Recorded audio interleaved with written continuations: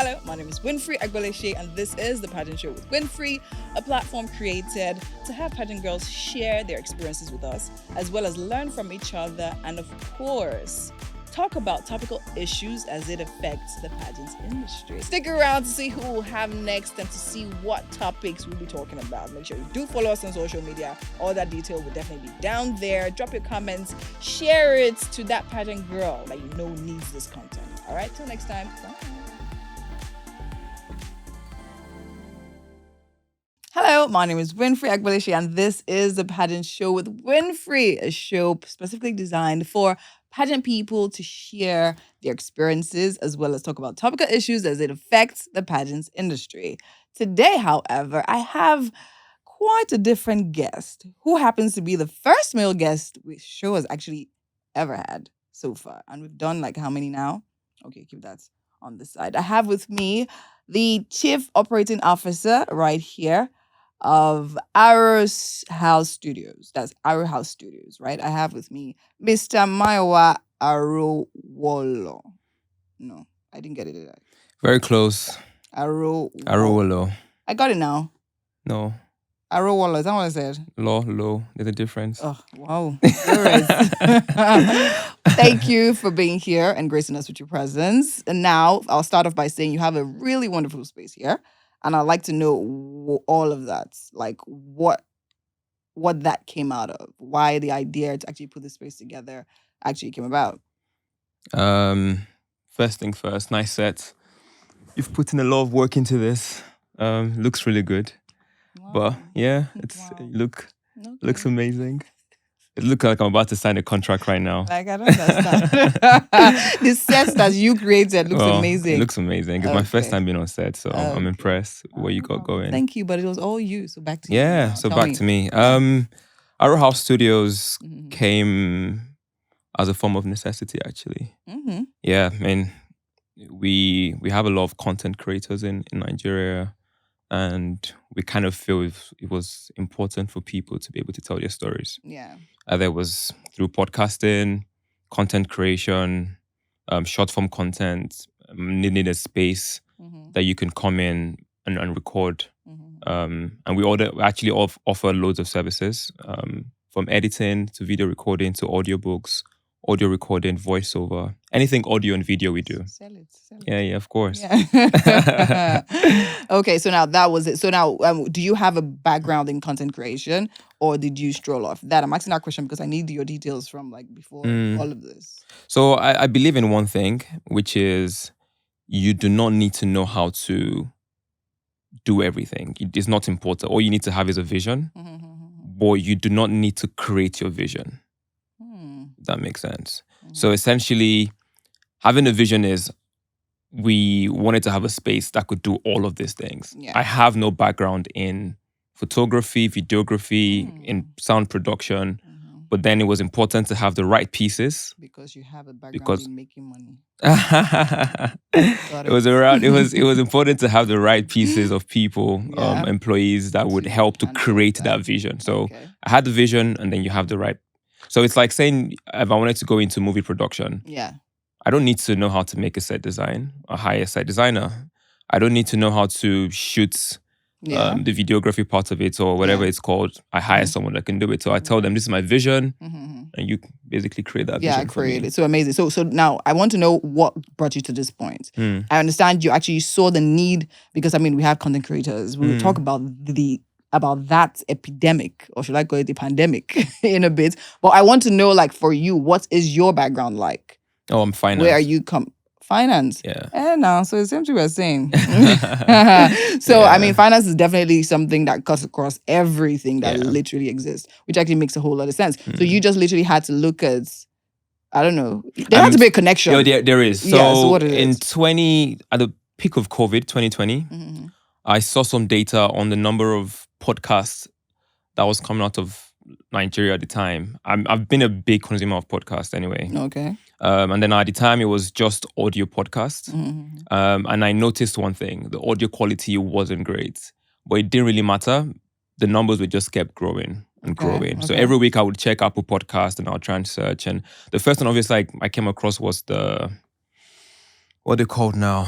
I said podcast. Okay. And then after that, I kind of figured, okay, if it's already started, in terms of people creating content and kind of figuring out that they can tell their own stories and do their own thing. You don't need to have traditional media. I call this the new media, you know? Yeah, the new media. You know what I'm trying Actually, to say? It is the new media. It is. And then, so I ran into that data and I had a bit of discussion with my team.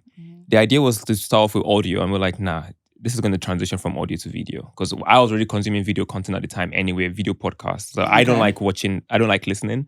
I actually like to watch on YouTube because I want to see facial expression. I want to see when you're giggling. I want to see when you're laughing. So yeah, that was it. So that was basically where it came from. And we came up with the idea. We figured out how to plan it. And I'm big on audio, right? So one of the biggest challenges in Lagos is noise. Yeah. It's very noisy. Yes, so one of the things we wanted to make sure we were able to provide was an acoustically engineered space where the distraction outside and the noise outside wouldn't affect what you're doing. All the generator noise, all the bus conductor shouting and beeping and people going, having road rage, wouldn't be able to get. So that was one of the things we made sure we kind of invested in. So we're going an acoustic engineer from Serbia. So now that literally leads me to my next question. So now acoustic engineer from Serbia to put this. So what exactly? Okay, so now explain all of that. What happened in space all that time? So he designed the space in terms of like the sound engineering of the space. We have 4 studios, so we have the 2 audio spaces and 2 video spaces. So this was like a house previously. So he helped to make sure that all the vibration, the bouncing of sound, having the right materials used as well, just to make sure that you're getting something close to Hollywood production. Okay. So like a lot of measurements went in, a lot of like, I won't call it padding, more of like specific materials that were used, which we literally had to use to soundproof the space. So that was basically the idea. And then we graduated. We made sure that while we were making this, we didn't want to have a space that was static. Because again, we knew that a lot of people would want to come into a space and they would like to like move things around. So while we're making it, we kind of made sure that was happening. Okay, yeah. So now that brings me to my next focus, which is actually the aesthetics of the place. Because I love the fact that it is minimalist, but at the same time, it's fine. And I mean, there's just little things that just make you happy, right? But at the same time, giving you a very, nothing over the top. So now tell me, did you have a designer coming to put all that together? Or are you a designer yourself? Funny story. There's a show on Netflix called Selling Sunset. Oh, I know it. Yeah. So I'm big on like architecture and watching real estate stuff and So actually all of the interior parts I did that myself. Very minimalistic as you said. So there's not a lot of things but colors, the aquarium, all that stuff. Yeah, you did that yourself. Oh, that's actually really nice. Me and Pinterest. You and Pinterest, nice. Because I noticed, I like we have miniatures decor downstairs. And I think every time I walk into the studio, there's always something new, just of something tiny and new there. And I love it because it gives it character, despite the fact that it's an open space and it's nice and all that. So now coming into the Nigerian audio and visual content creation space, what has it been like for you? What has been going on? Nigerians love quality. Yes, they do. And they love it when it's cheap as well. So they always want, they would happily pay for something that is quality, but then, so that's one thing I've realized. Yeah. A lot of people are doing amazing stuff in Nigeria. Lack of infrastructure has been a reason why a lot of people haven't been able to grow as much as they want. Because you need to remember, in the internet world, like I like to call it, you're not competing against Nigerians. You're competing against the world. Everybody. True. So if I'm starting off a YouTube page, it doesn't matter if I'm in Kenya, Lagos, Rwanda. I'm competing against Joe Rogan. I'm competing against KSI. You're competing against all these popular YouTubers, right? Or content creators, let's say. So one thing I've noticed in the space is everyone now is a content creator. Yes. Either you like it or not. Thanks to the mobile phones. Yeah. So everyone is a content creator, and you don't really need to have all the gear and all the gadgets to start. Just start, you know. And then after that, you can figure it out. But the first thing is to jump. So for us, we've been having a lot of people come in. You know, the space is here, and the way we've designed it is like, I like to call it the Airbnb for media. Yeah, for content. Yeah. Beautiful. So you walk in and it's not too rigid, it's not too strict, because you want to come in and you want your creative juices to be flowing. You know, so we try to make sure it's a family and friends. Oh, that's nice. And yes, I actually do. Do I? No. Well, I'll leave that one. we've been the only thing we haven't been able to provide you so far is coffee. It's coffee, really. But next time, very soon, straight from the reception. Got it. Okay. So great. So now let's talk about the epidemic of content creation. I mean, as much as it's good for you and good for your business, I mean, the more the merrier, right? But then again, what do you think about the Nigerian content space in regards to the quality of what is being put out? Again, people who are new to content creation are always looking for perfection. It doesn't exist. You could be semi-perfectionist, but trying to be 100% kind of ruins the whole experience, because at the end of the day, you're putting out content for people to view. So if you're trying to like nitpick and I don't want this in there, you're taking away the character or the actual source of your content, you know? So that's one thing I've noticed. People always look for, like, I want it to be on. When they watch their content, when we send it to them, they're like trying to take out 1 million things, you know, and you're like, no, that is what gives your stuff character. In terms of quality, I would say, look, infrastructure, man. Infrastructure, once you have the infrastructure, I'll give you an example. The Americans, for example, you can have someone in their bedroom and they're creating content that's over 1 million people are watching in their bedroom, because why? They have a camera, they have the right lights, they have power, they have the internet, they're very, very, and you know, when you don't have other things that are like affecting you or blocking or making you not have the right creative process, you can actually create environment. So all the biggest YouTubers in the US, for example, I like to use them as my reference. They start off in their bedrooms. Yes, most times, yes. You know, and then eventually they grow, and you grow. But having that initial laptop, having that initial little microphone, people here are now starting to do that as well, thanks to a lot of cheap gear. So you don't really need to have a Shure microphone to start. Actually, you do. Come to our house. Okay, amazing one. However, I was actually speaking directly to the content in terms of quality of the contents being put out, the topics, the conversations, and all of that coming out of the Nigerian space. What do you think about it? So you're not getting a lot of like diverse content right now, and that's because with every industry, the first wave of people that would come and flood it are people who are looking for like clickbaits, or they're just following the trend of what everyone is doing. Eventually that would settle, and then you start having like niches, like what you're doing, for example. It's very, very targeted. You have your audience you kind of cater to. Right now, I think what you have more is the lifestyle podcast in Nigeria. A lot of content and again, I don't really blame them, because that's our reality here. You know, like there's if every single person is pushing out the same type of content, then it's just showing you where society is, right? And then over time, it just starts to like change. So, so far, I personally haven't seen content that is maybe targeted towards like family or health or medicine.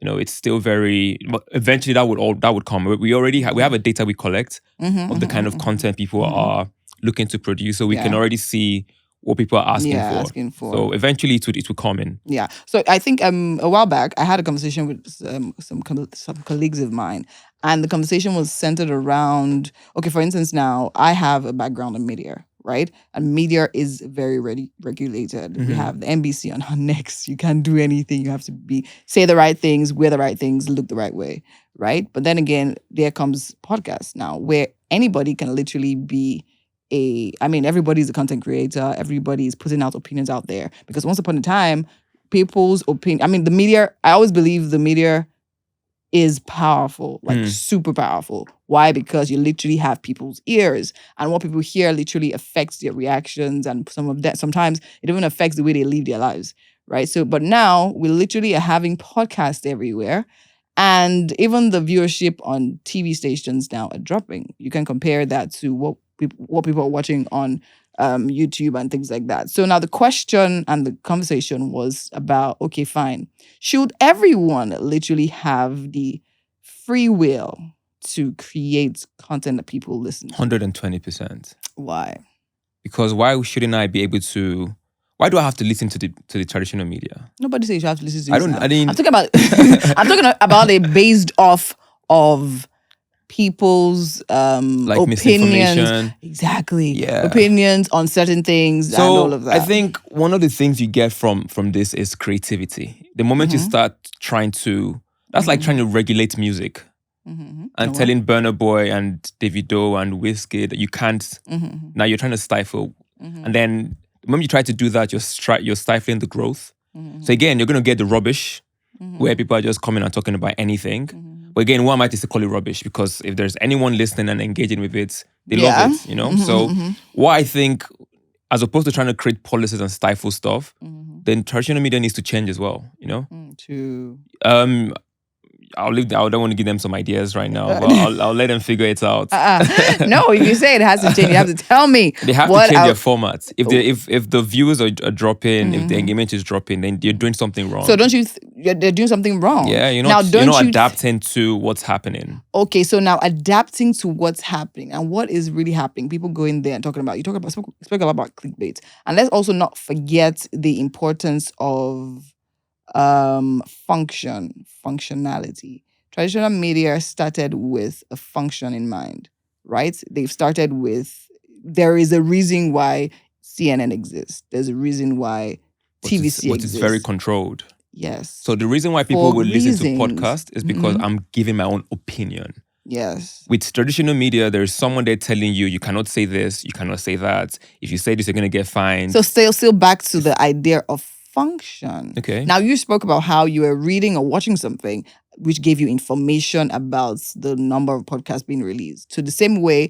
traditional media, they're steady giving us newsworthy content. Do you understand? Making us understand what's happening in the world. Do you understand? Keeping us at bay with like everything that's happening. Just imagine everything we're listening to now is entertainment or everything. What will happen to being updated, knowing how to run, as much as you say, fine, now we don't have so much on health, finance, and all of that, right? And still, it's not even regulated, meaning a medical doctor or a random person can come and literally start giving us medical advice on podcast. I feel like as a human being, yeah, I should have the choice to decide what I want to listen to. Okay. Also, with the traditional media, I'm only limited to 5-6 options. Let's just go by Nigerian standard. I have TVC. I have does NTA still exist? Damn, appalling. There's AIT. There's Silverbird. There is who else is there? Arise. Yeah, I mean Arise is even new, you know. So, but back in the day, even the production value of this company is so terrible. Come to me, hire me as your consultant. I can freshen up your set. There's a lot. Drag them. There's a lot. There's a lot they're not doing right. You know, how can I be watching TV and it's the audio is terrible, the lighting is terrible. Oh, let's go in there. You know what I'm saying? There. Yeah. So tell me. So when you're watching TV, what irritates you the most about Nigerian media? The audio qualities, the sets. I was watching this interview with Buhari. Shout out to Buhari. And this was when, I can't remember what interview this was. I think it was either one of this, I think, was it TVC or Arise that interviewed him? And in the background, there was a cupboard opened. Like, what? You're interviewing the president of Nigeria and, the production value is just terrible. So there's something called soft power. When, whether it's Biden or Obama or Trump or Putin or the Prime Minister of the UK, you're selling, that's the face of the country. True. You know? How can you be doing an interview with a president and there is just like a cupboard with an opened on the side, the audio quality is bad, you also are viewing actually viewing him. You can see that they've cut and joined the video. Like what? Like Arrow House can produce a better content than national TV. Like how's that possible with limited resources? Oh wow. You know, so what do you think is really the problem? Speaking on, let me just finish that point. So now you have kids who are used to quality now. They're watching content online. They're watching Netflix. They're watching Amazon. They're seeing production value. So how do you retain their engagement if you can't give them the same quality of what they're used to? They'll tune off. How are they going to just see a little 60-second clip on Twitter? They won't watch the entire thing because the quality is just terrible. And that's just one aspect, you know? So you can also see now the engagement of Nigerian music, films is getting better. Why? Yes, of course. Production value is better. It's better. Gangs of Lagos was produced really well. What happened? Higher viewership. So it's come down to production value. So are you trying to say find aesthetics will always lead? No, find people who understand production. Okay. Find it. Listen to the kids, man. You know, bring some young people into the team that can revamp these things. You're not just these things are not expensive to invest in or to purchase. If a small studio like Arrow House can do it, come on. So what do you think the problem is for them? Yes. Again, have the right team. That's what I'm saying. Like, why do you think they are not doing that? Why do you think they're not having the right team? Because they don't care about this kind of things. Okay. They don't really understand that the way you portray something is. They don't, like, Nigerians don't pay attention to detail. I'm sorry to say that, but it's something that we don't really people just don't think about certain things. You can see a really beautiful house, and then on the side it just got out there. Something kills me all the time. Whenever I'm driving past. Whenever I'm driving past, like I'm driving on the road. You know how they clean the take out the sand from the gutter, and they put it on the side, and leave it on the side, and it rains and it flushes. Like, back how does that make any sense? How can you're taking out the sand so you can open up the drainage and you just leave it there? So why don't you just, if you're gonna do that, pay someone else to pack it and take it somewhere? Okay. Yeah, you know, that doesn't make so the person, and I'm not even I don't know the right person, the right job role for that. But if I'm thinking about it, you're thinking about it, everyone's thinking about it, but we don't talk about it. And it's just every year when it's rainy season again, it just happens. Yeah, so it comes back to get the right team, have the right people around you. Talk to me, talk to Arrow House. We'll figure it out for you guys. Talk to Arrow House, they'll help you out. We'll figure it out for you guys. Amazing. I think we should turn this to a run session. What else ticks you about Nigeria? What else, man? Nigeria. I mean, honestly, like, I'm not really a negative person. I like to see the good in everything. If I'm to just be crowding my head with negativity, then I won't be able to survive. You have to just take every day as it is. Focus on your own thing. And yeah, you know what I'm saying? Okay, amazing. So far, I walked into your studio. Oh no, I actually came across. That's true. How did you even find us? Oh yeah, on social media. Yeah, I told you. So I was literally just working. Yeah, it is. I was literally just randomly scroll. Amazingly, I actually shared this yesterday. I think people were just hearing it for the first time. I actually had an offer to actually produce a show somewhere else. Okay. Right? And they were going to pay for it. Nice. And it's funny because I said no. Just the fact that they were going to pay for it. Why? And the reason being that same thing you're talking about now. Like, I literally go into the studio, we have a white wall and then one couch. And I'm like, okay. And I'm like, okay, so I'm like, no, I can't work. So it's like, oh, no, don't worry. You can do this. We can take it. Don't worry. Just tell us what you need. So by the time I drop a list of what I needed and what I wanted the studio to look like, they're like, oh, no. Let's just start. No, we'll get there, but let's just start. And I'm like, bruh, no, we can't just You know who I am? I'm Winfrey. And get out. We can't just start. You know the kind of girls I'm going to bring in on the show? Anyone walking on set looking like this. But really, though, this kind of things actually affects a lot of things. Yeah, because I know one thing that I know for sure, pageant girls like things to be a certain way. They're used to aesthetics, whether it's on them or in their surrounding. So they want to walk into a place and feel good about the place, and they feel good about themselves. They feel comfortable, and they actually open up to actually share. Do you understand? So, and I literally drop a list of what I need, and it's from, let us start. I'm like, no. I'm like, if I have to even buy the things myself, right? I don't mind. And they're like, oh, so because if you now set up the studio, what now happens to our other guests? So it's a situation they're trying to do as well, where they have other girls come in and everything. So I'm like, so what's your plan actually? To use the same set for everybody, right? Looking like this. And it's like, so the gist turned to, oh, you're too demanding, blah, blah. I'm like, yeah, I'd rather be demanding than then put my name on like stuff I won't be proud of. This is my brand. Exactly. Yeah. So I mean, yeah. So that's one thing that literally, and for a while, I'm like, okay, fine. I'm just gonna leave that somewhere, because I even it made me reconsider doing like just audio. Okay. Because I mean, yeah, do you understand? It was so gonna be difficult to get someone that looked as nice as I would have liked it to look. So yeah, when I came across you guys on Instagram, the product wasn't even on my mind. So literally looking at the place and seeing the way the place were literally pushed me into starting this. Right. Yeah. What struck you first when you go on our page? What struck me first when I got on the page? I'm not even sure. I think the location.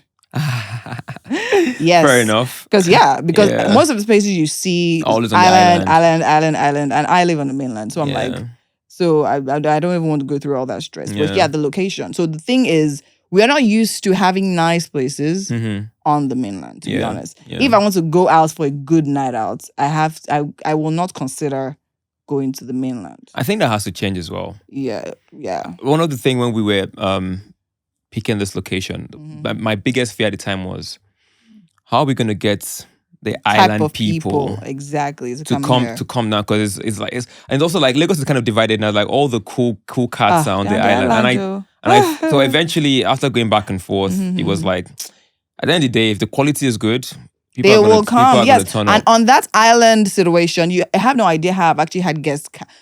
My producer knows we've had guests cancel because this place is on the mainland. Because they just think of the bridge. When they see you, do you understand? They just think of the bridge and they're like, oh, sorry, it's too far. They're missing out, man. They're missing out. Do you understand? Yeah. But I mean, I love the fact that, So several people have come in and said, oh, we have a place like this on the mainland. Like, wow, like things are actually changing. Yeah. And I'm trying to understand, what is the problem? What is it, first of all, that even makes the island, that makes the mainland? Because I'm like, it's just a bridge. Yeah, it's a bridge, but like, why is it? And it's funny because I think of standard of living, and I've lived on the mainland. In fact, I used to live in Lagos. The mainland is way better. The mainland is way better. Sorry, my island folks. So but you actually. So why do you say that?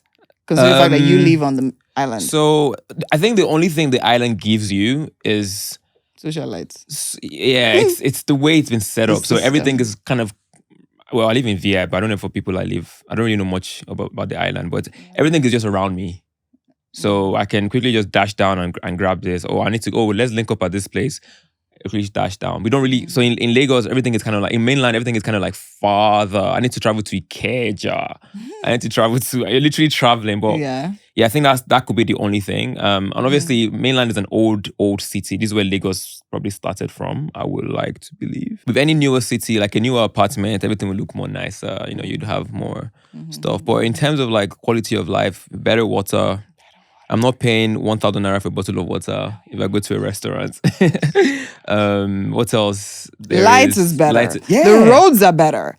Everything is better. I lived, let me give a brief of my life on the island. So I used to stay at Lekki. And then when it's raining season, I dread. Yeah. So from the floods, there was a day I was driving home, and then I couldn't, like, I literally had to turn back and go back to where I was coming from, because the water was literally at my door. Like, it was that bad. Then by the time I went back to where I was coming from, when I found the road finally cleared up and I went back to my house, I had reptiles. I'm not joking. Reptiles where? In my bathroom, in my room, they come up the drain. Yeah. Oh. And I'm like little toads and frogs and lizards and all those the other day, I felt like if a toad jumped on me when I was sleeping. I'm not even joking. I'm scarred, man. It's terrible. Then the water is disgusting. Yeah. It smells. And it's even when you purify, for no reason as well. Yeah, even when you purify it. So I leave and then come back 2 days after. I have to allow my water to run for a while before I can even consume. I never cooked with it. Never. Yeah. I had to buy cook with like bottled water, pure water and stuff like that. My brother has to wash his face with bottled water. Yeah. Because it reacts to the water. Which is terrible. It's very terrible. So I don't know, man. I think first of all, regarding water, the government needs to do better for that. We should be able to have access to clean water in the country. Let's talk about lights first. So now we came in here. Yeah, I saw you guys. I think I called you. Yeah, I called you first. Yeah. And we had a conversation, and where you kept on sending me to your website, and I refused to go and all of that. My phone just didn't allow me. Then I eventually decided to come in here myself to check it out. I was actually really impressed, right? Stepping in and all of that. Thank you. Yeah, another really attractive thing was the rates, right? The rates. I mean, it's lovely to actually see a place. And that's another thing about you spoke about it, overpriced. On the island, things that crazy overpriced, which doesn't make sense. But then again, I said it anyways. That's I know before we finish now, our rates will go up. Has it gone up? For you, has it gone up? No, it hasn't. But I love the fact that the rates is so. Tell me, why did you decide on those rates? Was it based off the fear of okay, let's pull people in, or will people come since on the mainland to make it more attractive? No, so the rates purely was mathematics and understanding the business. If I'm going to be a podcaster, I need to be putting out content every week. Regularly, true. In Nigeria today, we don't have people whose job solely is just podcasting or content creation. People are combining content creation plus their 9 to 5. 9 to 5. True. So if you're looking to create content, you want to go somewhere where they're offering you everything as a service. You don't want, I'm going to record and I have to take my file, I have to go and look for an editor, because you want to have consistency true. with everything. You want every episode to look almost the same. You want to have the same audio quality across board. You want to have the same visual across board. So, I've modeled Arrow House Studios, or we've modeled Arrow House Studios based on a company in the US. I'm not going to say what company, but I literally went to study how that company actually produces my favorite podcast called Flagrant, or Brilliant Idiots, with Andrew Schultz and Charlemagne the God. So I kind of modeled literally everything we did here based on that. And the reason is because if you're going to be serving retailers are people that have 9 to 5. They need to be able to come in every week, and it has to be a package deal. True. Yeah. True. So it's not even about the location. If this was on the island, you have done the same same. thing? If this was in Badagry or Ibejuleki, just to be the same. Oh, okay. Okay, yeah. So what has that been like, considering, let me talk about the flow now. Because I'm sure a lot of people refer to the rates and are really excited about that. But then again, how do you balance that with the load of work that comes in, considering the fact that you're going to be having a lot of clients, and then you still have to pay staff, right? And work still has to get done and things. And people like me that come and shoot for 3 hours. So how do you balance all of that? So 2 things. Automation. Okay. I'm not going to tell them how we're going to do it. Well, we have to automate a lot of things. Editing has to be automated. Yeah. Okay. You can't rely on on editing. Editing is the biggest part of this job. Yeah. But then again, doesn't editing need that personal touch? Oh yeah, there are ways now where you could do live edits. Okay. So, and then I'm taking that file into Premiere Pro at the end, and I'm just fixing stuff. Okay. So instead of spending like 6 hours, 8 hours on a file, I cut it down. We can cut it down to like an hour or 2. Okay. So that takes out a massive chunk from the editing time. So yeah, automation, and then having the right team. If you have the right team, have people who I won't call them experts, because a lot of the guys we actually have here didn't come in as experts. Shout out to Mr. Kunle. Yeah. Shout out to Kunle. They didn't come in as experts. They were just happy to want to do the job. Yeah. At first, it's a bit. I don't even want to go into that backstory, but eventually they get better on the job. Just like every startup. So I look at us as a startup as well. Yeah. At the very beginning, you're having a lot of people wearing a lot of hats, but so far they really want to do what they want to do, then it's easy. So those two, I think those 2 things are very, they're very important. Like paying staff and the amount of work. Yeah. So it doesn't make sense. This is the reason why we have to automate the editing, because it doesn't make sense as workload is increasing. You're increasing your manpower. You're not going to make profit that way. You're just, variable costs. Yeah. You need to figure out how to keep the cost down, and you're actually growing. So one thing I've actually learned in business is scaling is one of the hardest things to do. Okay. So what I mean is, if I'm serving 10 people, right? How do I serve 100 people? It's hard. You might be, people think, I want to scale. But having to scale comes with its own cost. True. It's very, very expensive to scale. So if you're not scaling while your cost almost remains the same, then your expenses are just increasing. Yeah. Hence why we have to automate a lot of things. So one of the things we've even realized talking about the workload is there's so much, because we're shooting 4K, one of the high quality, our content, our videos are so heavy. So it means you need to be buying hard drives. Yeah. So instead of doing that now, we're going to have our own network access, like a local network, and then have a server where we're just putting all our files. So things like that. Transferring files to clients. Now we do cloud sharing. So people want it to be on their hard drives. So instead of bringing your hard drive and plugging into a system, if you come with your laptop, you can connect directly to our network and get your file. So we're going to automate processes to make it smooth, because as we're also collecting data and seeing the kind of clients we're getting, we kind of understand where this could potentially be. So we need to be ready for that. One day it could be BBC, one day it could be CNN, it could be Netflix, it could be Amazon, it could be Paramount. So we have to just make sure that we the low-hanging fruit is this, but we know where we are going. So amazing. I think I love it. I think someone actually mentioned, the producer actually mentioned that it's different when you actually see a young guy running a business. You actually know. The difference is kind of clear. And of course, it shows with all the things you're trying to do and all of that. So a lot of people need to take a cue. Amazing. So now, one day we're gonna have your stuff live as well. So we're able to do live production. So people can actually tune in on YouTube. People can call in as well. Nice. So we're gonna be able to do a hybrid of like your, you TV people. We have to do something similar. Hybrid TV, hybrid radio, hybrid podcast. So we're able to do it. We already have that plan. Eventually, it's going to happen. Oh, nice. So maybe your next season, you have a segment people can actually call in. Oh, amazing. Sounds good. Really good. But at an extra fee, though. Of course. It's a little bit more, Amazing. I mean, then again, if it's great service, I'm sure the money would not. Oh no, I'm just bantering. Our own, what we're trying to do here. So eventually, what you're gonna have in Lagos is you're gonna start having loads of studios. Yes. And we have to separate ourselves. Yes. We always have to be ahead of the curve. Like you're gonna have so many studios that be able to like give you production value, but now to come to speed and accuracy.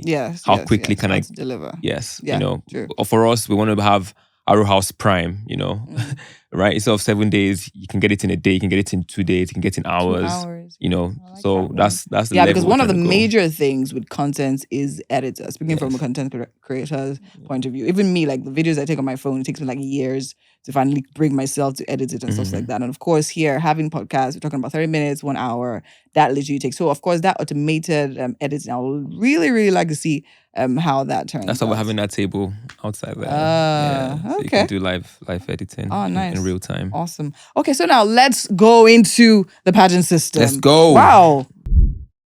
So now, what do you think? What would you say is your general perception of the pageant industry? Non-existent. In Nigeria. Wow. Okay, we don't have a. So like with Steve Harvey in the US, everything is about branding. You need to be. Everything is about selling. We're literally selling. Every day we're selling. So if you again, it's important that the industry in Nigeria looks outside. Why is the US pageantry, I don't know, industry working? They're doing this. They have a face. They're doing that. There's a blueprint for everything. If that blueprint works there, you bring the same blueprint here.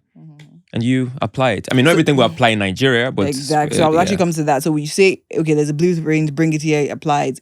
Is it that easy considering Nigeria, society, and all of that? So now, I'm going to zoom in on your non-existence, right? Why is it non-existent? Is it because you feel the industry is just so appalling and you know what, I'm not even going to bother myself with that? Is that how it's always been? Or was there a shift at any point? So what is it I think again, I would like to believe I'm a young person. I'm not Gen Z, but I'm a young adult. If you're not on my Instagram feed or Twitter feed, in today's world, you're not relevant in terms of content. Okay. So being in front of people's eyes, you have a lot of casual people, casual casual fans, let's say.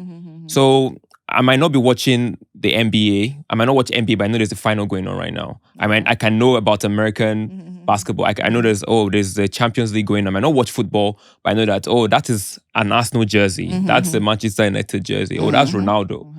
It still comes down to branding.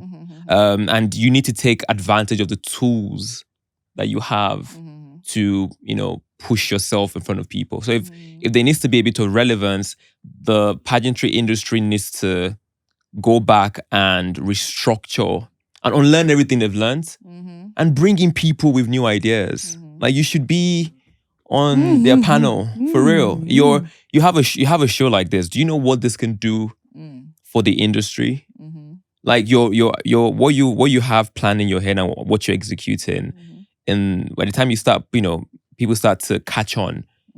They'll be like, oh yeah, it's different, it's fresh.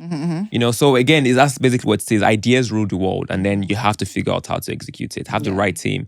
And it's possible. There's a lot of people that want to do sponsorship, branding, so. Okay, that makes a lot of sense, because I always say this.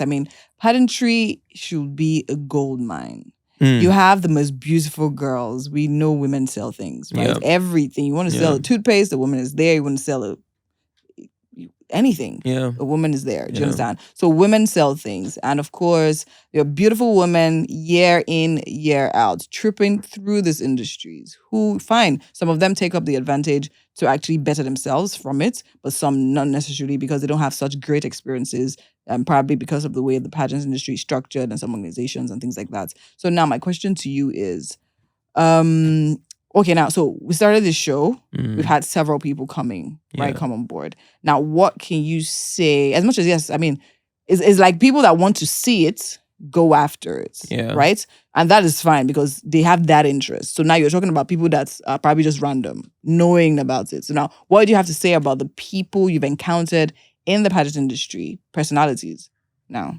Oh, interesting. So the first ever time I've seen a collection of beautiful girls in the same place has been at our house. On the... It's not this here. It's that one. Yeah, it's that one. The pageant show with Winfrey. Yay!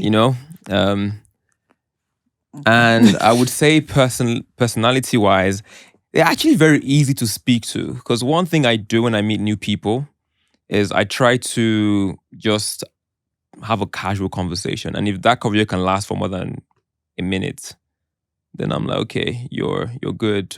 So the thing is, a lot of them are actually, I think there might be a stereotype. I don't know if there's a stereotype for people who are like extremely beautiful and tall and and elegant, and maybe there is, I don't know, but maybe there is. But it's also to also understand the human psychology as well. Whenever you see someone who is extremely good looking, people already have this idea that, you might not be easy to speak to. And also it's like two people trying to like figure themselves out without ever like knowing each other. So if one person has to basically give and say, okay, this is who I am, and not act, type stuff. So what I would say is the people who have actually come into the space or who have been on your show, first of all, they're very good looking. Shout out to, the pageantry show with Winfrey for bringing the most beautiful girls in Nigeria to the studio. I think we've had the opportunity to to also shoot and produce a show with beautiful girls, so that's also very amazing. So apart from that, a lot of them actually do have substance, which is they can talk. There's an experience, they can tell a story. So yeah, going back to that point with the reason why the Nigerian pageantry show is storytelling. You, with everything now, you must know how to tell a story with it. Yeah. So let me, it just came to me. Yeah. Yeah. So going back to that, yeah. So with the girls as well, I think I've had the opportunity to watch some of those videos. Wonderful ladies. A lot of very personal views about things, how the industry is before the crown, after the crown. So it gives perspective as well. Yeah. So for anyone out there, as a parent, as an individual, if you're ever thinking of how to get into the industry, I think this this show provides them with that information. And I think that might be another thing as well, lack of information. Yeah. Yeah, which is what you're trying to bridge that gap with the show. But yeah, it's the ladies they've been wonderful. I don't even answer your question. I think you did. I'm always all over the place with my thoughts. So now my next question is, okay, now, so you've spoken about speaking to these ladies and interacting with them, agreeing that not all of them, or few. Why you? Before people think I'm flirting with all Winfrey's guests. Who said anything about flirt? We see no. Okay. Who asked you a question? I just casted myself. Anyway, so you've interacted with these ladies, few of them. And you see all of this. They're potential clients now, I have to sell the company, sell the brand. Right. Of course. Yeah. All right, thanks. Can I go now? Yes, please. All right, thanks. So, anyways, so you've interacted with them. You feel their pulse, you hear their stories maybe by listening to the podcast and things like that. Yeah. And then all of these ladies have this in common. Okay, I'm not saying all, but at least most of them have this in common.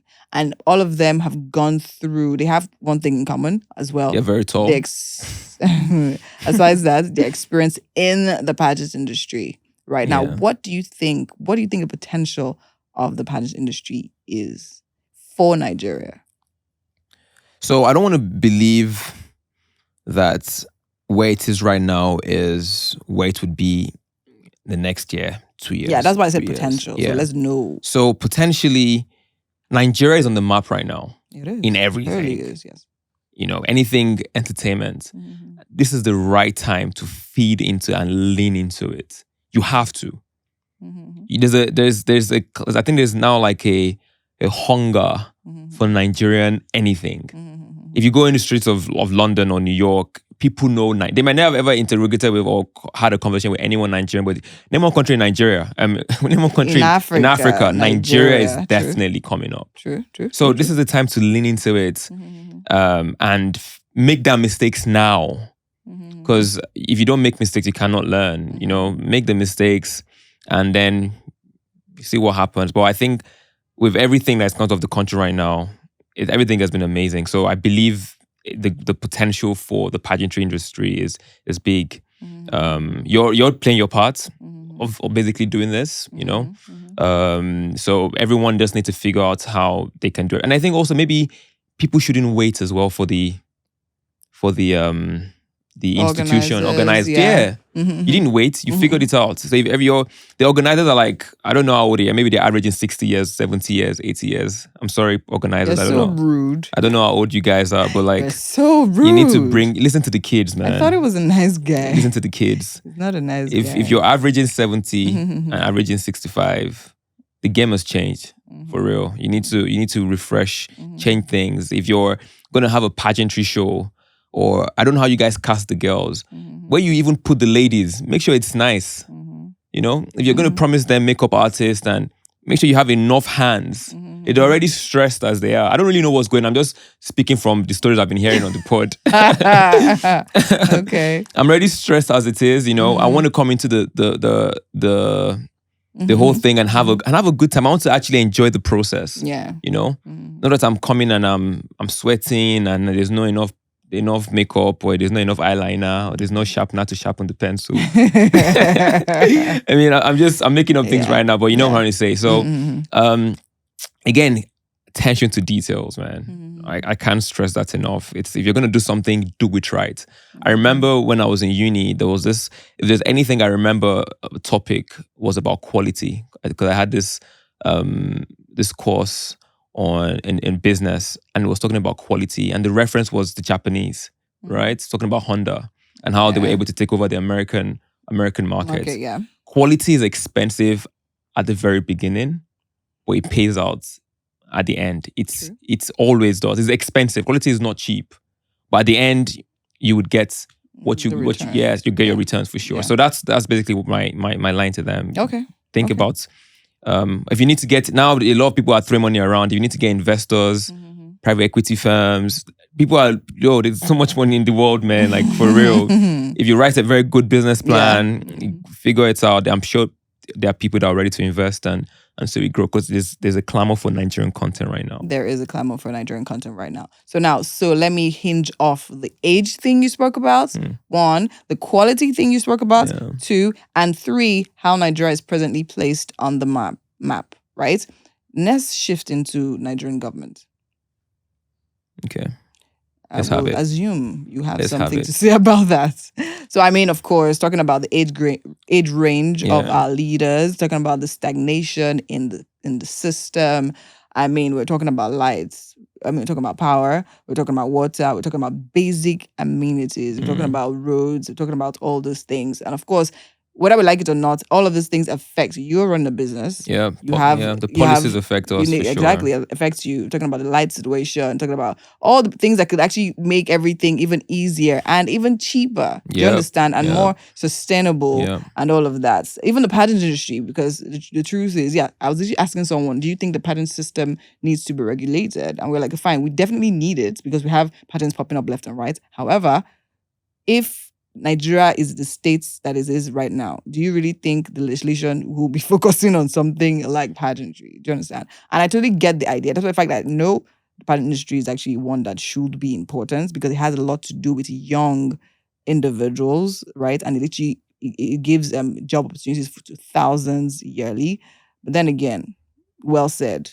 If the government is still struggling with things as basic as light and all of that stuff. So now what do you have to say from point of an entrepreneur or business runner, running your business, how things could actually be better, the state of Nigeria, the government, the power. I mean, not too long ago we wrapped up the elections and all of that. So what do you have to say about all of that?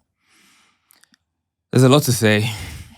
Policies, I think government, you only have one job. Or 2 jobs, actually. You regulate and you create policies. Okay. Yeah. Those are the 2 things you're doing. Yeah. There's nothing else. All this, I'll come, I'm going to create jobs, I'm going to give you guys power. You can't do it. That's not your job. You're supposed to basically create the system that allows the entrepreneurs to come in to provide all of these things. If your politicians are richer than the citizens, then... If your politicians are richer than the entrepreneurs in the country, then something is going wrong. There's no country in this world where, in the Western society, where the politicians are richer than the entrepreneurs. Trump. He was already a businessman before he came into power. True. But a Biden, an Obama, they're not richer than Elon Musk or Steve Cook or Steve Jobs or Tim Cook rather. So you're basically coming to the system to regulate things and create policies to help a young Mayowa that is 25-year-old that has a dream, or a young Winfrey that has an idea about something and wants to, That's 18 years old. Is 18 years old or 17 or 16. It's never too early to think big. And if you don't have things in place to help people, then how do you create jobs? If I have an idea or I have a vision, I have to employ people to create my vision for me. But if I have to think about the cost of diesel, one day what do you call them, NBC?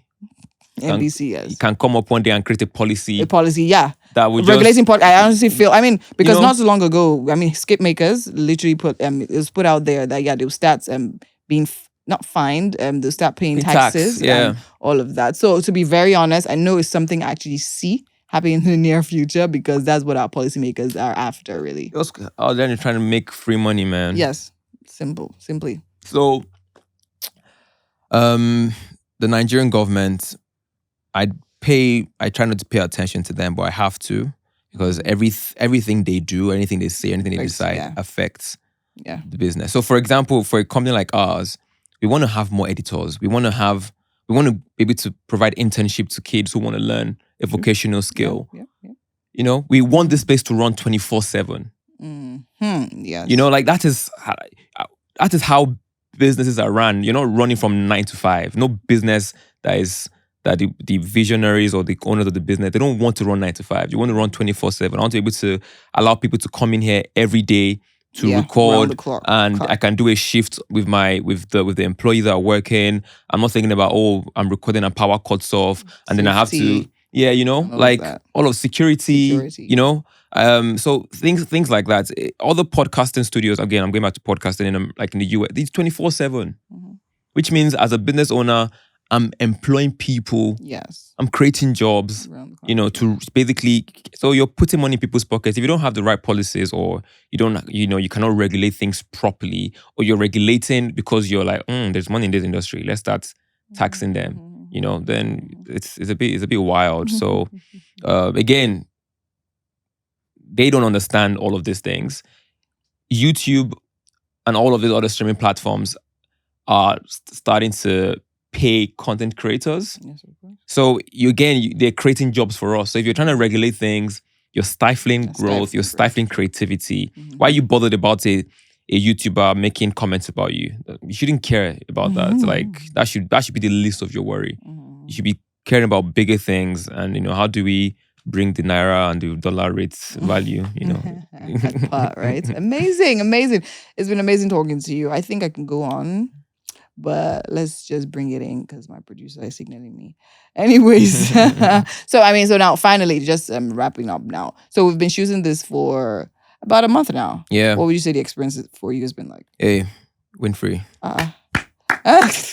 Amazing. Aww. Amazing. Let me give you your flowers before anyone sees this. But I'm giving you flowers right now. What you're doing is amazing. Thank you. I think you haven't scratched the surface, but what you're doing right now is you're letting people know more about the industry, and you're also playing your part in helping to change, what the industry is. I think you guys are very, very closed. I think it's a closed industry. What you're doing right now, you're trying to open it up. You're trying to be like China. You guys are like China before, and now you're like China now. Open up the business. Yeah. So I think what you're doing is great. I see this becoming something big. That Netflix special. Yeah, just Chef, don't forget us, Sha. Kunle is here to produce. Of course. Best man is here. My wife is here. Tell them it's only our house we want to use. Right. So I think what you got going is amazing. And I think I should even ask you, why did you want to start this? I don't know. Okay, so basically, I think for me, right from when I contested for my last pageant, which was MBGN 2017, I didn't win. I was the MBGN Tourism, which was nice. second runner-up, right?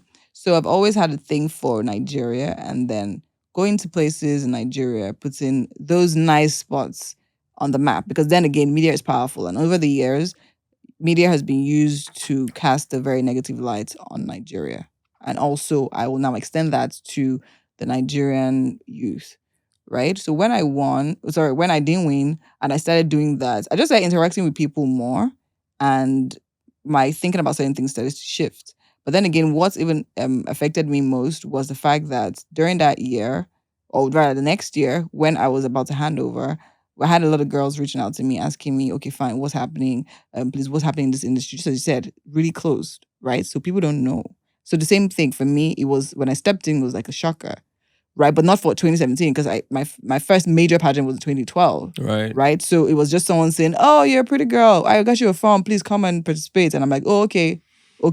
And then I found myself there. Here we go, run now. I found myself there, and next thing, I'm just expressing things that I just never thought that would actually happen. Yeah. So in 2017, I had a lot of girls reaching out to me, and to be honest, even when I wanted to go, I tried to find material.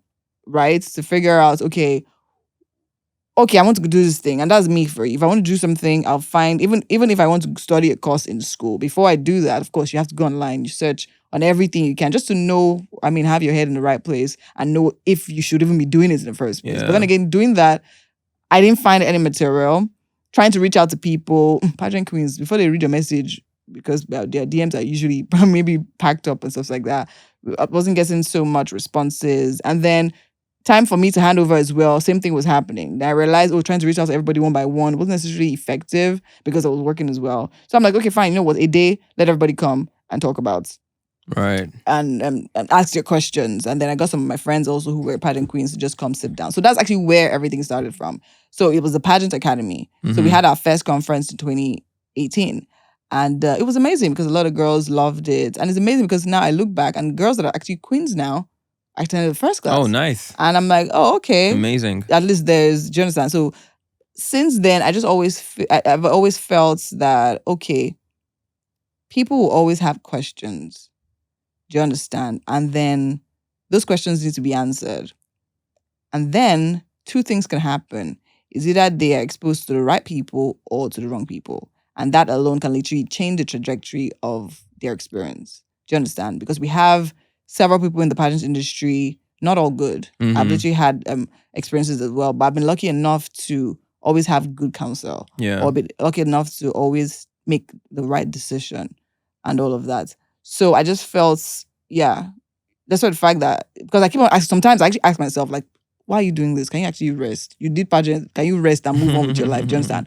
But I just always feel that when I just look at young girls, also looking at everything happening in the world right now, happening in Nigeria right now, I mean, with the young girls, the derailments, I'll actually say it that way. The derailment for me is appalling. Internet Derailment in morals, okay, in standards, in educational, even in the, I'm trying not to mindset. Yes, mindset. I'm trying not to be brash. In mindsets, a lot of girls don't have opinions of their own. A lot of girls literally just follow the trend and they go with the flow, and it's dangerous because that's literally endangering the female gender. Because whether you like it or not, as much as yes, feminists are trying to take over. Let's not go there. But my point still Shout out to is, the feminists. whether we like it y'all. or not, women are still very much endangered, right? Yes, we are fighting for them. We're doing all of that. Very necessary, very important. But I feel what is most important is literally meeting them at this tender age. And I mean, the pageant space, we have the younger girls. We have girls coming from like 15, 16, up to their older youth ages and all of that. So yeah, so it's either they're steered right or steered wrong. And the pageant industry also, especially in Nigeria, is very volatile, right? We have people that are springing up pageants left and right, up and down.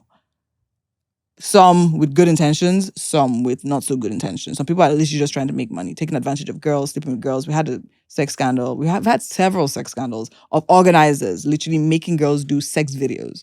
These things are happening in this country. There's no one regulating it. There's no one calling the organizers out. In the end of the day, you even notice that the people have been being bashed are even the girls and the contestants. There's that. That's there's wild, also man. Exactly. So there's also the lights, the perspective of people seeing. My parents, when I went to pageantry, my parents didn't know I went for a pageant competition because, of course, I could not dare it.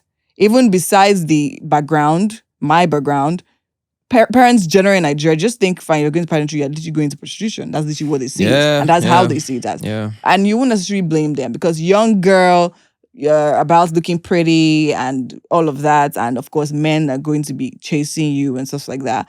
But then again, I went through the system. I realized the good it did for me because, as I say, pageantry literally led me to media.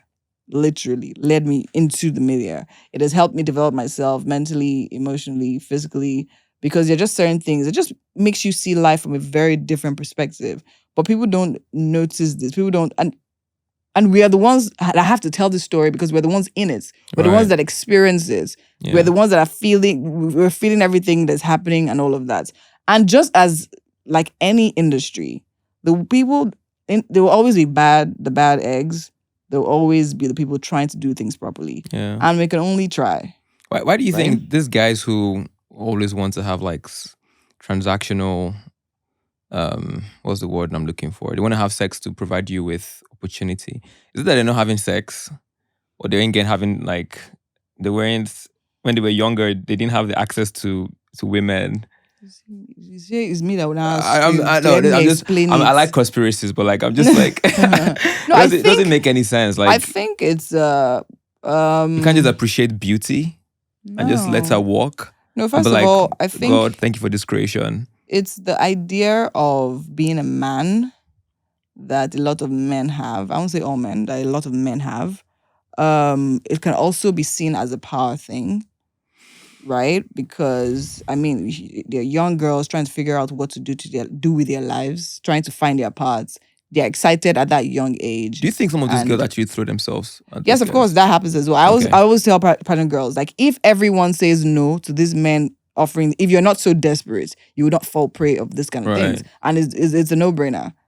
I mean, okay, come for my pageants, sleep with me, I give you the crown, or pay money, I give you the crown. A says no, B says no. Is either he decides not to do the pageants or he does it the right way. So yeah, of course, we have also enabled them in a certain way because we haven't failed to recognize the power we wield as women, thinking and feeling that, okay, your body and the way you look is literally all there is to you. So I feel that's what I say when that's what I mean when I say a lot of girls don't have opinions of their own. Yeah. They literally just go with the flow and see the way things have happened. Yeah. But and also like just even thinking about it. No, I'm not thinking about it. That must be the most boring sex ever as well. If you're just trying to, I know at the end of this, like there's no reason, there's no conversation, there's no flirting. It's just like, oh, you're here now. All right. So the same thing. I mean, we have guys that literally that's so dead. We have guys that literally grow up not being able to talk to women. Yeah. So that happens. Yeah, so, I think that was not in power, like position of power, and they're just trying to like take advantage. That's why I'm like, were you not getting?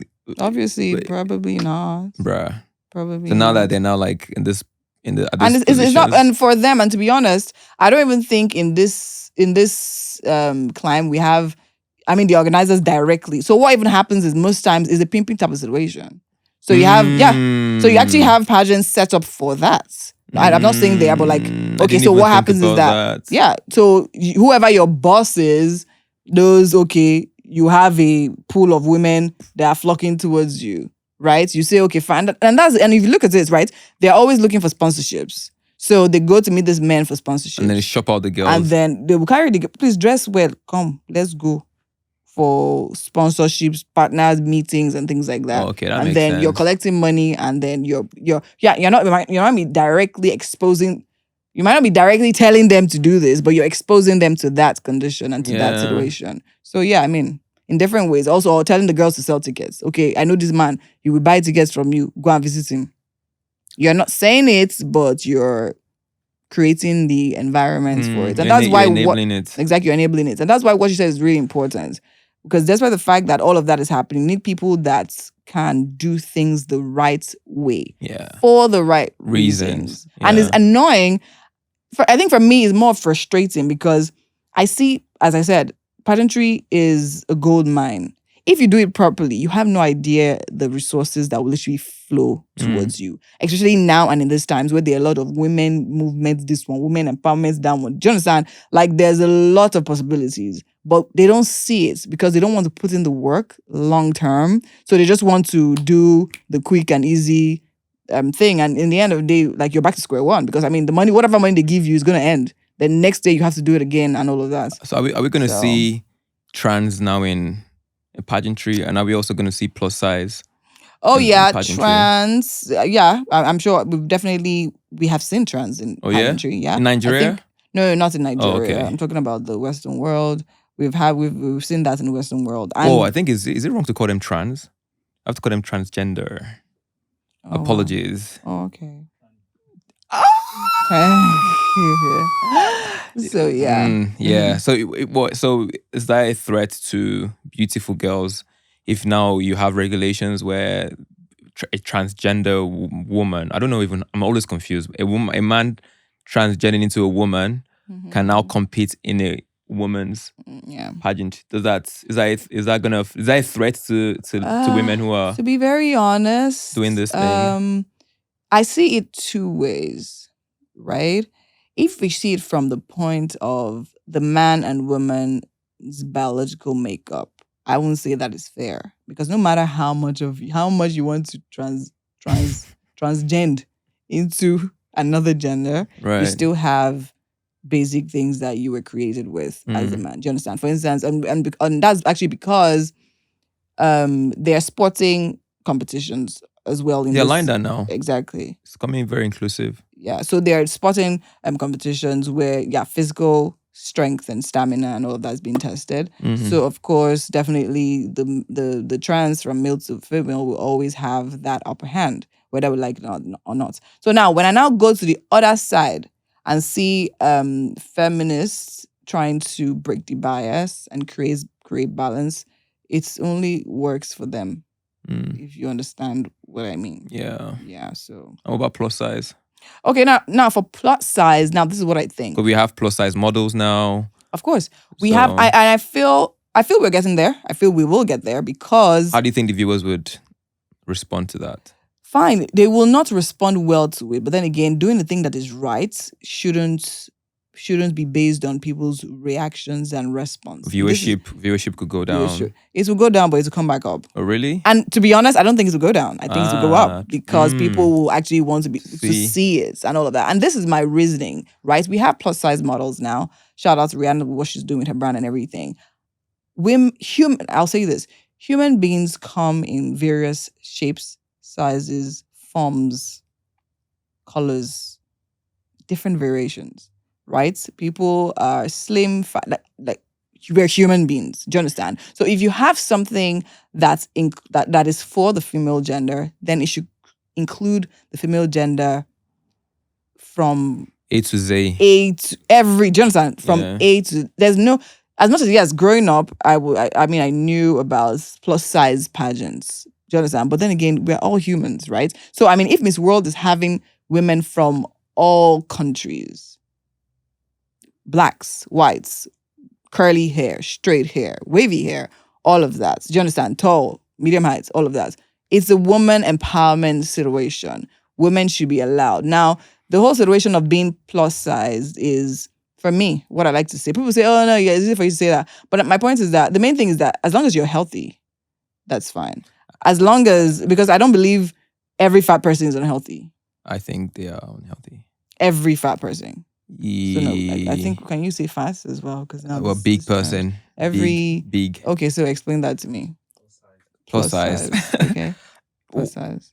If there has to be a scientific broad. I don't have the facts, but definitely if you're a plus size, you probably have more like prone to more diseases, high blood pressure, even walking down on cats and cats walking might be a bit difficult. I'm not saying they can't wear heels. No, don't get me wrong, but I'm sure there's an inch. Yeah, you know. So I'm not saying they're not healthy, but I think it's the. Which one are you saying? Like they're not healthy or they're healthy? They can't be healthy. They can't be healthy. I mean, you're. So you believe everybody. So that's the thing. So you believe. So I believe people have different body structures. Oh no, body types. Yes, you have the 3 body types. Yes, but like we're talking about like. Of course. Okay, so now that is a different conversation. So that's why I said, unless you're unhealthy, then that is a different conversation. See, as much as I'm saying this, I'm of the opinion I don't believe in. I don't know the word to use. As much as yes, we're pushing for inclusivity in this world that we're in now. I don't believe no. So that's the thing. So I'm going there, right? I don't believe. Yeah, I mean you're big and beautiful. Okay, but are you good though? Are you healthy? Are you healthy? One, are you good? Like, are you really good? Or are you is that a facade? Right? Are you just coming out to say that? Do you understand? And now anything that is like now, okay, we're worried about using the word fat, but that's what it is. Yeah, man. Right? So I just feel, yeah, as you said, we're getting soft in summary because there are a lot of things that people are just not referring to or talking about or are just accepting because, oh yeah, I feel this way and that is the way it should be. Yeah. No, you're a human being for a reason. My take is that you're a human being for a reason. I mean, if you get to the end of a competition, Miss World, so also you need to remember as well that if you're doing a Miss World competition, every lady or every pageant is representing their country. Yeah. So if a plus size lady is representing Nigeria, does that mean she's the most beautiful lady or girl in Nigeria? So now get me. So as much as you were talking about different body sizes, right? Yeah. Now we should also understand that several countries also have women in several shapes. Yeah. So gone are the days that they were bone bone straight. Oh yeah, no, you don't have to be slim like a toothpick. So my point is that once upon a time, that was the standard exactly for the pageant. And I love the fact that now beauty is evolving. Well, that's also very Eurocentric as well. Exactly. Yeah. So now it's evolving, and we're seeing more rounded, figured, bodied ladies on these stages, right? So my point is that even countries per countries, body size, height, even bone mass varies. Yeah. The same way hair and all of that That's varies. True. So my point is, here in Africa, we are more rounded. Yeah. Right? Yeah. And to be very honest, at a certain age, you struggle to stay fit. And to some extent, even when you're fit or when you look the way you're meant to look as a pageant girl, you don't even look all right anymore. Do you understand? And that should also be considered. So that's what I'm saying. So I mean, not like extra size, that was said, as long as you're healthy. So I feel that even should come in as part of the pageant screening. So even if you want to come into the plus size, they should do all those tests. And also, there are physical activities that automatically will even make you lag behind. Yeah. Do you understand? So, I mean, and now we're talking about Miss Universe accepting married women and mothers. Oh, really? Yeah. So it's inclusivity in the whole. You're already married. What are you looking for? Spectrum. Man, is a lot. No, that's an honest question. Like, if you can pageant in front of your husband in the room, you can catwalk. Right. So I think. These are pregnant women. Pregnant pregnant or mothers, right? Mothers. I mean, okay, it makes sense. If you're a mother, you're still able to. Okay. I mean, it's Miss Universe. Is the Miss of the entire the whole universe. World. Okay, makes sense. So I mean, that's also the same thing. So you should include everybody, every type. Yeah. But then again, my arguments with that, I mean, to be honest, I'm not even sure where I am yet on it. As much as I believe, yes. I mean, if it's Miss Universe, it should include all the women, no matter what you're about, right? But at the same time, my thinking is, okay, fine. Being a title holder is a full-time job on its own. Yeah, fine. Nigerian pageant system might not reflect that, but it is a full-time job.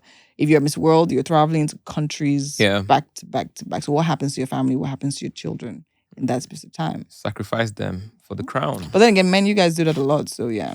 Do we have male pageantry as well? Yeah, we do. Don't dodge my question. So you guys do that a lot. What? Sacrifice your family for work. You gotta eat, baby. You gotta eat. Okay. And that's fine. Something has to give. And it's the family that has to give. So wait now. Who has to eat? You or the family has to eat? Baby gotta eat. Mama needs to eat. Okay, so after they finish eating, my brother might need to eat too. My dad might need to eat. So after they finish eating, there's a lot of mouth to feed. So after they finish eating, what next? They keep eating. So that's what matters. You eat every day, don't you? You get hungry every day. So you marry to sustain a family with money. No, that's not. Hey, don't put words in my mouth. I'm not putting words in your mouth. So when you, anyways, that was me, messing around. But I personally believe in 50-50. That's just the way I've been brought up.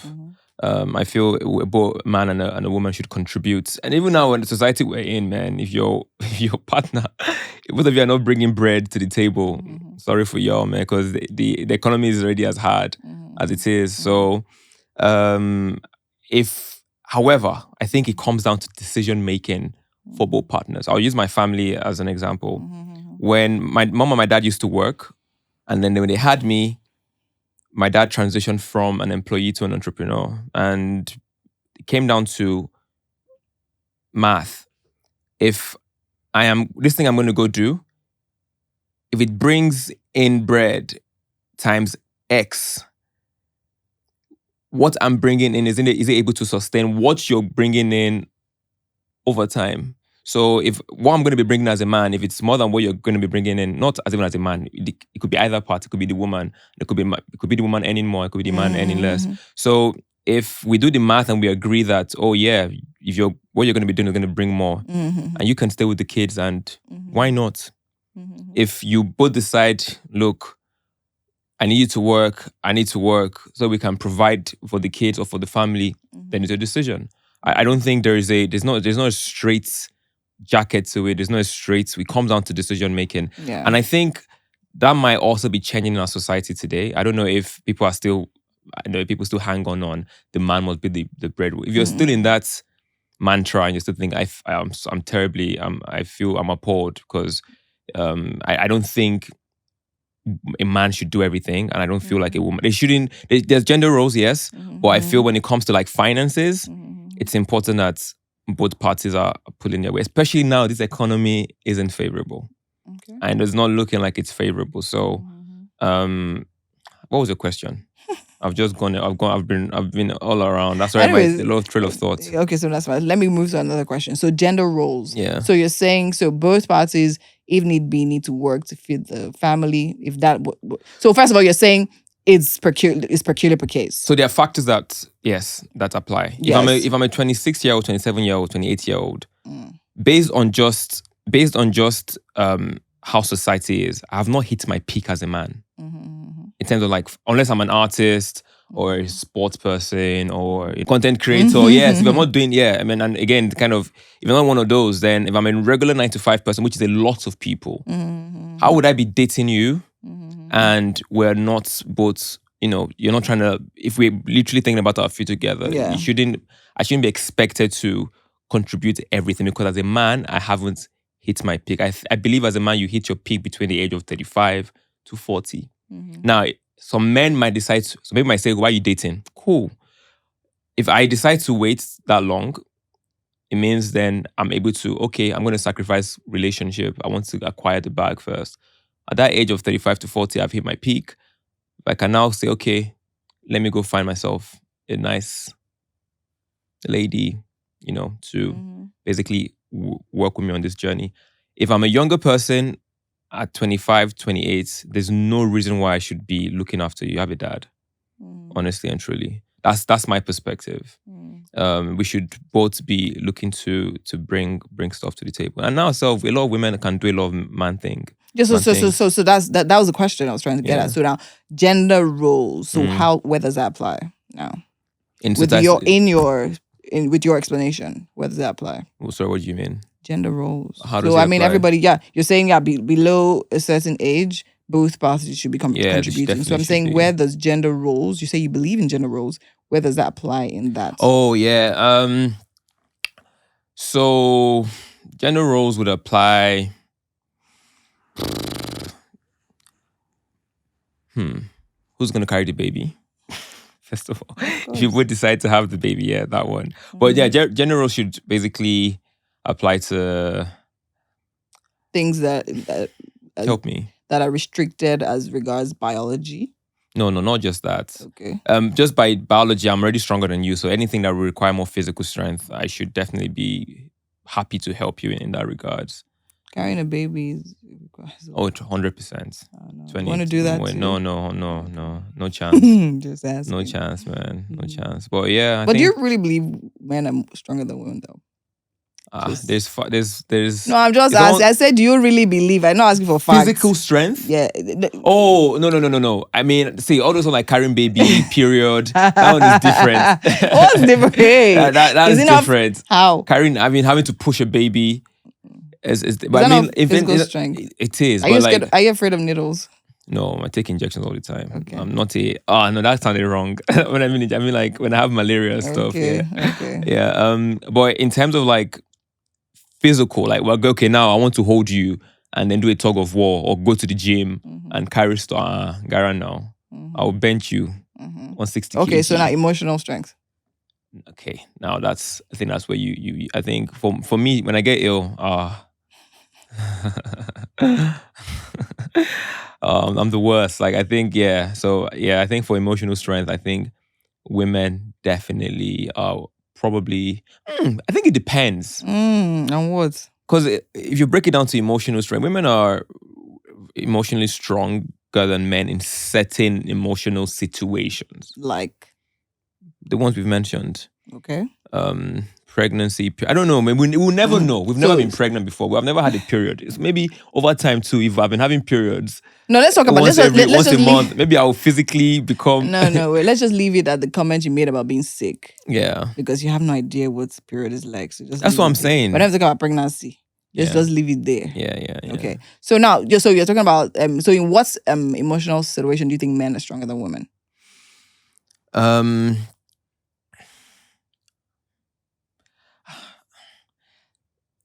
they might look, man. At the end of the day, well, let me give you an example. A typical example. Okay, give me an example. Okay, so now in expression. Yeah. Expression of emotions. What would you define as physical strength? Your ability to express or your ability to hold back? Sorry, as emotional strength. Your ability to express or your ability to hold back? The ability to withhold and hold back. I think a lot of women eat, you take a lot of shit every day just because you're a woman. And that's because you've been taught to just be, again, society has taught women to just be a bit more timid, a bit more calm. While men are being taught from young to be a bit more go-getters, be a bit more brash. If someone hits you, you hit them, okay.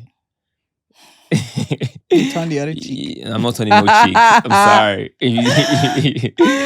So I think this podcast does not support violence. It's a family podcast. Yes.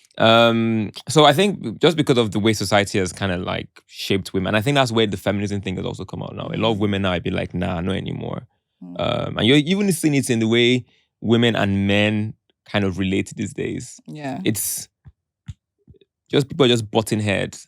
And I think that is important to be able to like have a discourse. Yes, of course. Because over time, women have been marginalized. Yeah. And now it's like, this is the start of that revolution of no anymore. So emotional, man, honestly, you have some men who are extremely emotional and more emotional than women. You have some men who are more emotional than men. That's what I'm asking. So for instance, now there's this conversation that came up, right? Do you cry as a guy? I haven't cried in a while, but I'm hearing a lot of these days men should cry more. So are you gonna reconsider that? So why haven't you cried in a while? I don't think I've made me cry now. Nothing has made you cry. Everything. But what do you think about this? If you enter the studio now, Kule is crying. Yeah. And he's weeping and he's wailing. What would your response as a guy be? Like, how far now? What's popping? I mean, honestly, I would ask him. I wouldn't be like, if you tell me what the situation, I won't whatever the case may be, but I would want to find out why. Emotional intelligence is very, very important as well. No, of course you wouldn't find out, but like, what was your initial? I'm saying initial. Why is he crying? Yeah, like why? Like, guy, why did he cry now? It's 2022 now. Men cry. It'll be 2023. Oh wow, it's about the year now. Cries. Everybody cries. I'm not working at the mines in Colombia, or not in 1606 where people were like, oh, "You're crying, man up." I'm pretty sure men then also cried. Yeah. They were just crying in the closet without social media. Yeah. I'm sure everything we're trying to do now, people are like, oh, I'm sure men have been crying for. I mean, you didn't think Adam cried when they kicked him out of the Garden of Eden? It was have whipped like, yo, lady, you just messed up. I had free everything. He definitely fought, man. Like, yo, why were you speaking to that guy? Why are you speaking to that serpent?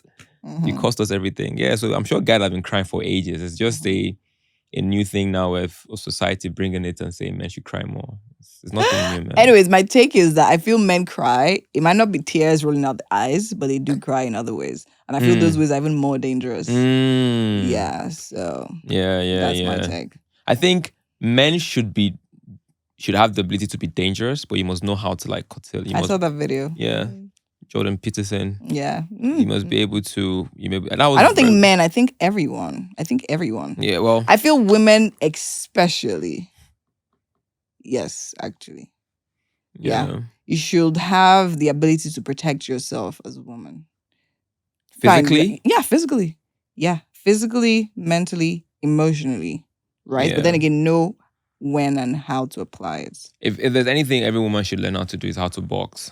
I think everyone should just take boxing classes just to be able to. And there's anything I think men should know how to do is to know how to cook. Yeah. Yeah. As a human being, you should be able to take care of yourself. Yeah. You're able to nourish your body, irrespective of your gender. Yeah. Yeah. I mean, I won't lie. I think when a woman cooks, it just tastes really good. I mean, I'm not saying men shouldn't know how to cook, but... And it's weird because I think it's funny. Most of the things that have been left to women to do, like normal, like cooking, hair making, all men of that. are better, right? Exactly. I appreciate it more when men actually do it. I don't know. There's just something about maybe I don't know if it's the way they do it. There was this conversation I was having with someone, and it was talking about like chefs. You have more male chefs. Yeah, actually, than female chefs. But there must be a reason why. Yeah. I don't know why, but yeah, it was just a very strange statistics to know about. But yeah, man. Okay, thank you. Before we enter, what topic have we not touched now? And the animal kingdom. Did you know that? Well, for real though, did you know sharks? Like I've told you this before. Let me not bring this again. You know we have an aquarium outside. Yeah, right? you do actually. So you know really we have a shark. You have a shark. Yeah, you do. Yeah, but sharks only grow to the size of the environment. I would like to experiment. Can I experiment that with shark? You want to take it to you have a pool? Oh well, but really, but I need to read that up. Though. Yeah, you I actually should. need to read up. Okay, that's nice. But yeah, man, it's been great. It's been great being on here. It's been great. Please, it's been great having you.